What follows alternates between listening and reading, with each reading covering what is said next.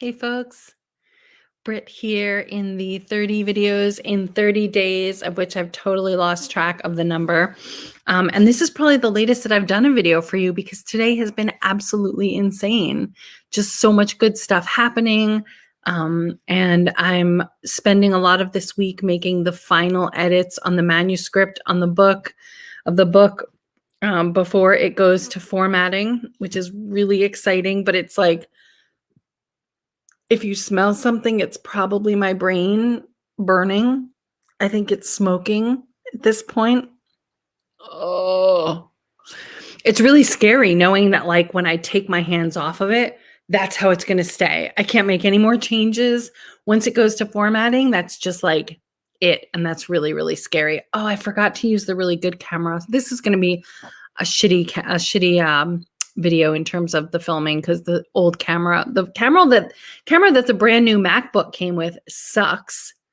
So thanks, Apple. I don't know what you skimped on the camera to make room for, but not appreciating it. And my external camera is over there, and I'm not getting up to get it now. So you'll just have a shitty video image. But anyway, yeah. So I spent a lot of today just meticulously going over the manuscript and making sure that it's funny because in a lot of the work that I do, we don't really work with finished products. When someone's developing a program or an offering or even a lead magnet or an opt-in or a service, it's like there's a sense of evolution where, like, my programs, Biz Elementals, Alchemy of Success Circle, they're not finished. They're not done. I never have to be like, okay, that is the way it's going to be. That's it. It's never going to change. So I'm very unused to thinking of things as like, it has to be the way I want it to be for eternity. And with this manuscript, we're sending it off to formatting, and then, like, that's it. It's done. Once I say, yep, it's good to go, I can't make changes. I can't think, gosh, I think I'd like to say that a little bit differently. So that's like, I'm not used to that. And that's difficult. So again, if you smelled something burning today, it was my brain. But what I wanted to talk to you about today was one of the things that I absolutely will not do without. And I've mentioned this in other videos, but it's really hit home for me today because I've done a bunch of work with really brand new women that I don't know, that aren't clients, that I'm not working with in a container. And it's really made me realize that, like, each one of them had like these brilliant ideas and this service that they want to do, this program that they want to get out into the world. Like, they're all like exceptional women where I'm like, oh, you're doing what? Like, that's so cool. That's so unique. That's so powerful. That's so magical. And so they have this like brilliant thing that they do, and they were all really, really stuck. And so as I worked with each of them and took most of them through almost exactly the same process, honestly, I realized that, like, you can't see the forest for the trees. You can't read the label from inside the jar. No matter how brilliant you are at something, there are many components of doing that thing successfully that you're not going to be brilliant at. I mean, God, I could name 15 things for you right off the bat that have to do with the work I'm doing in the world that I'm not brilliant at. And the way that I compensate for it is I get support and I hire people who are brilliant at it.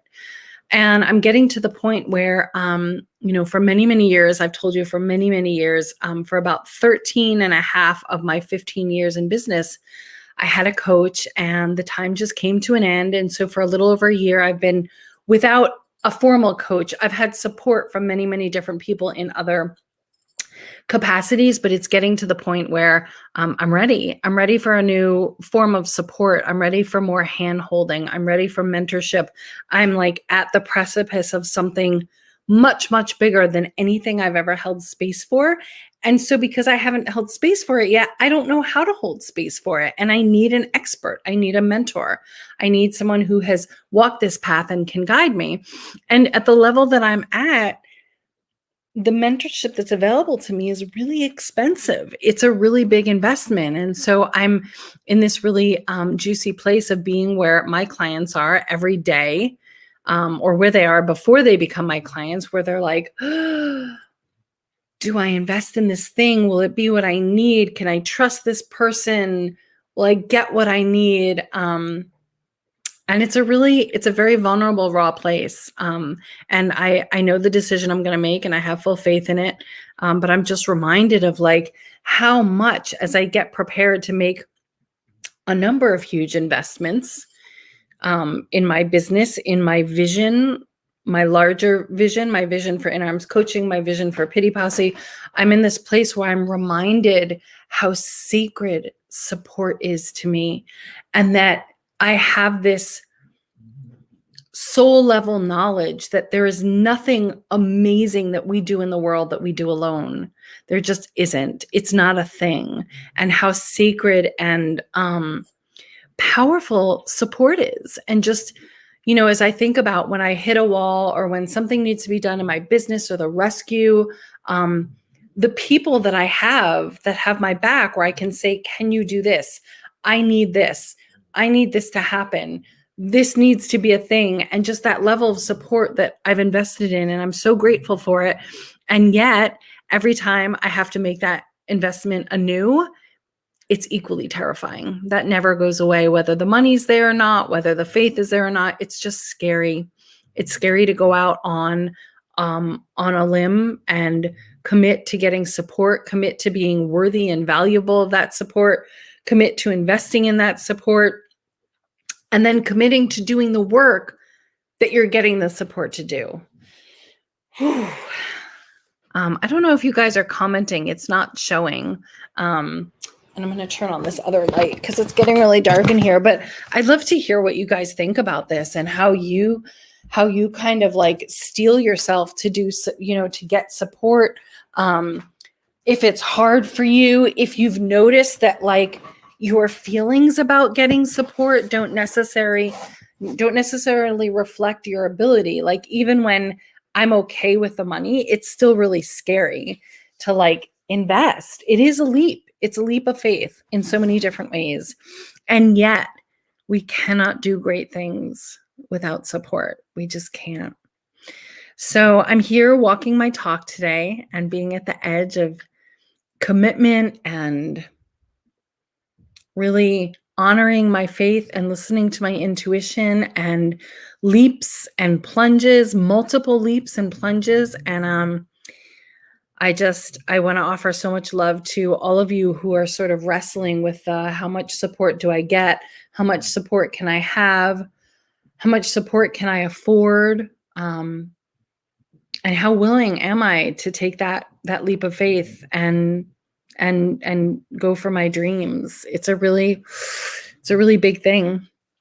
So I think that's all that I have for you today. I have a shepherd's pie to make and a new client to enroll and some other cool stuff, probably a little more book work, and then a glass of whiskey and a bubble bath with my husband, who I've barely seen today. And yeah, I'm just sending you guys so much love. If you're watching these, the path that you're on, thank you, Sari. If you're watching these, the path that you're on is a friggin' brave and bold path. And just remember that not only do you not have to do it alone, but you should not be doing alone. That's not actually a thing. All right. I'll see you tomorrow.